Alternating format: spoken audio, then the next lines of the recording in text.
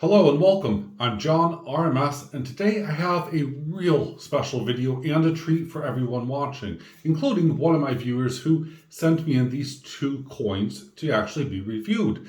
Now, this person will remain anonymous throughout, and I'm not going to give a hint to this person's identity, but inside of this box here, this person sent me, well, the two coins and something very special. Now, if you like what you see, make sure you hit that thumbs up button. And of course, make sure that you leave a comment down below. And also, finally, please subscribe to the Precious Metal Forum, where there's going to be a big giveaway.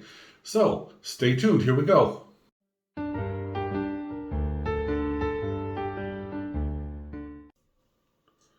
Now, this is something that is rather unusual. One of my viewers sent in two coins of the same series, and we are talking about the APMEX, the Seven Wonders of the ancient world, to be reviewed. But before I get into that, just a tiny bit before, what I wasn't expecting besides these two coins after we had made arrangements was a very nice treat. I have received some really fine and amazing coffee. Oh yeah. Now, those of you who know me know that I love my coffee, so thank you to that special, mysterious person out there. A huge amount of thanks from AceBullion, because I'm the only one who's going to be drinking it. So, let's crack on, shall we?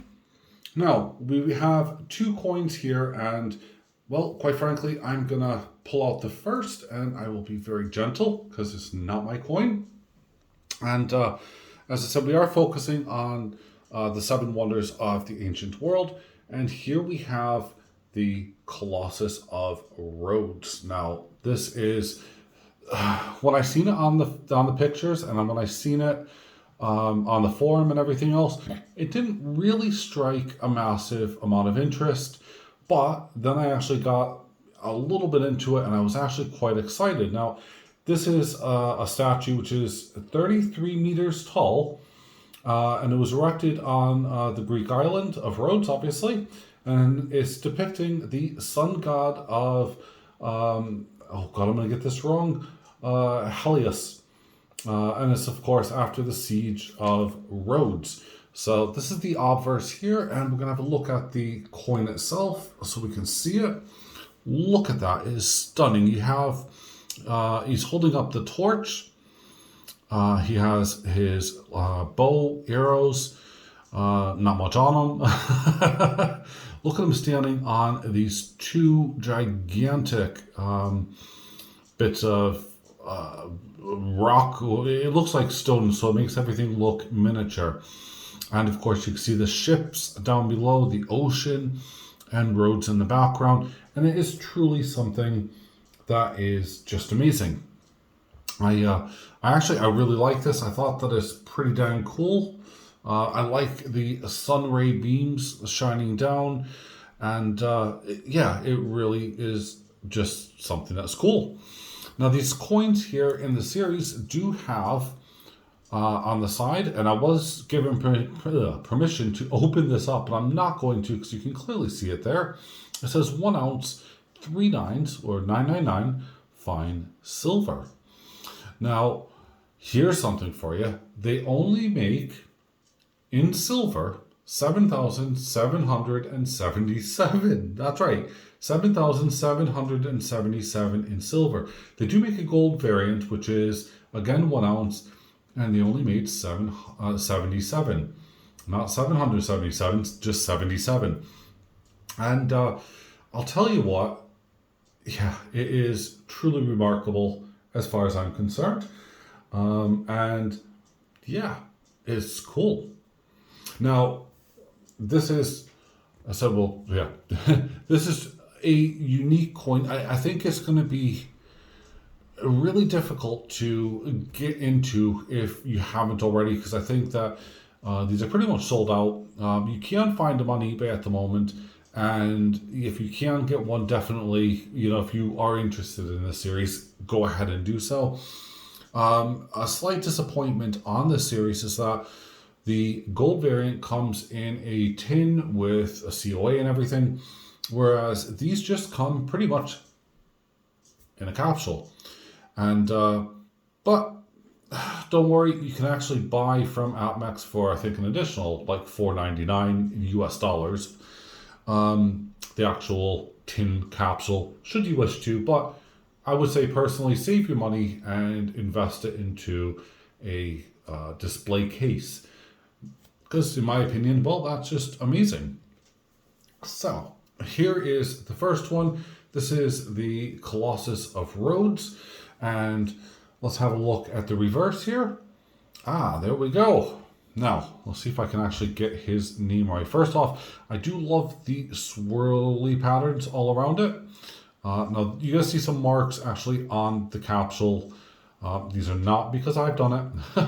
I have been told that by the customer ahead of time. I say customer, God, by the viewer who sent me this in. And as you can see, we have a denomination which is a period correct denomination of 1 drachma. And, well, who is this person? Well, he is King Ptolemy. And he, of course, was the king during the siege of the Colossus of Rhodes. During the siege of Rhodes, not the Colossus of Rhodes, my apologies there. And that's, of course, why they're paying tribute to him, and they're giving, just a fitting, bit of respect there. Now, I really love this. I love the gloss. I love the kind of matte surround finish around this coin. It really does feel like it is, an ancient coin in a lot of respects. I mean, it's not bronze or copper, which of course it would have been back then, but yeah, you can really see how cool it is. So that, of course, in itself is amazing. Let's put him down for a second, and we shall pull in the second of the series here. And yeah, it's something that I just find really, really cool. So this is number 2, the Hanging Gardens of Babylon. And wowzers, this is just beautiful. Now, I'm sorry if I am speeding along very quickly. I know I'm probably not doing this a lot of justice with the coin, but there's a lot of information to be taken in. First off, take a look, cast your eye on the center. Now, this is something I really, really love. And of course, this is the one and only coin which is going to be a bit contentious because everyone has their own opinions and views. There's nothing concrete about the Hanging Gardens of Babylon. Therefore, there isn't really, a monument or anything like that. So this is an interpretation of what the Hanging Gardens of Babylon would be all about. And I think it's just beautiful, regardless of what anyone says. Look at the middle, how there is that glistening high gloss, which is a waterfall coming all the way down from the center onto, kind of the canal in front with some little boats there. It is truly, truly amazing and remarkable. And if we zoom in some more, let's have a look. We can see the palm trees, and we can see lots of different variants of trees, clearly showing the wealth and just the prosperity that the Hanging Gardens of Babylon would have. And I love the architecture. I think it is superb beyond superb. And again, just like the very first coin, we have on the side of the coin, we have 1 ounce, 3/9 fine silver. A truly remarkable piece. Now, this one here is a different denomination. That's right.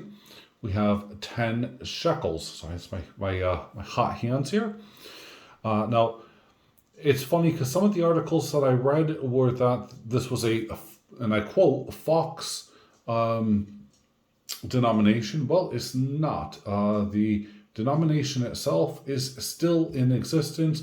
However, the denomination back then, the shekel side, was mainly to do with weight versus an actual currency wise. It's like we know it like fiat currency where, a pound is a pound, not a pound is in weight, denomination. So 10 shekels It's still being used, I believe, in Israel, and there we have it.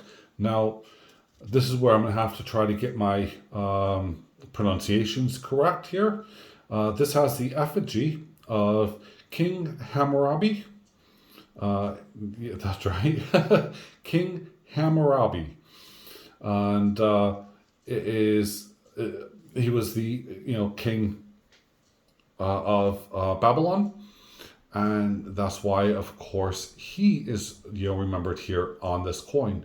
And again, it is a stunning, beautiful design. One of the things that I do love here is look at the edge. Again, the artist and the designers have gone through an awful lot. It looks like, I want to say almost an oak leaf, but I'm not quite sure. And just look how detailed he is.